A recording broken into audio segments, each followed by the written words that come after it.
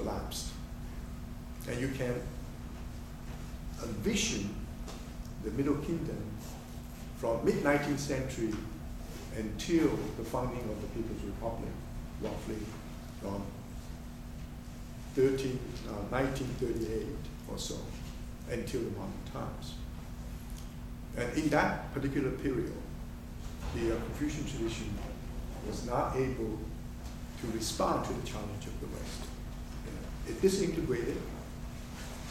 Every 10-year period, there's a major rupture. So you can talk about the tradition as a kind of a restless landscape. And the tradition in the period of the People's Republic of China, from 1949 to roughly 1979, only 30 years ago. And it became so much dominated by Marxism and Leninism, it was not able to retrieve its cultural resources for developing of a cultural identity. In fact, all the major spiritual traditions in China became marginalized. And yet, with now the economic development, with the upsurge of the economic power and political power, China began to search for a new meaning of being Chinese.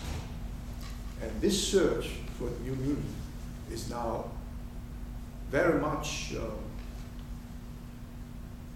an integral part of the intellectual scene in China. I went to Peking University to teach a course on Confucian philosophy in 1985. In that period, very few people were interested in this tradition. But now, in the last few years, the situation changed. More than 10 million young boys or girls from 8 to 13 now can memorize the Confucian classics. The four that I mentioned, the Analects, Mencius, the Great Learning, and the Doctrine of the Reason. One book on the Confucian Analects sold millions of copies and broke all the records in terms of publication, print publication. And even the business community, some of the CEOs became interested in this tradition. Peking University offered a course on Confucian ideas. More than 2,000 CEOs took the course and earned their masters as part of the Peking University community. So it is an assumption that if you look into the future, this tradition is going to be more and more important. If your purpose is to develop a much broader vision, a more internationalized vision about the world, and you will hear more and more about the relevance of this tradition in our own human understanding. And this tradition is being revitalized for various reasons. One of the most important reasons is the Chinese quest for the cultural identity. Hopefully, this quest is not nationalistic, it's not simply closed, it's not without any kind of self-reflexivity. If China became nationalistic, even chauvinistic, it will have adverse effect not only in East Asia, but in the global community as a whole. How, through a process of negotiation and communication, that China's quest for identity will be open, will be pluralistic, will be self-reflexive. These are those of the issues that I become particularly interested in. And I also believe that if we immerse ourselves in the Confucian tradition, we may have a different vision about ourselves, about society, our relationship to society, and about our so-called ultimate concern.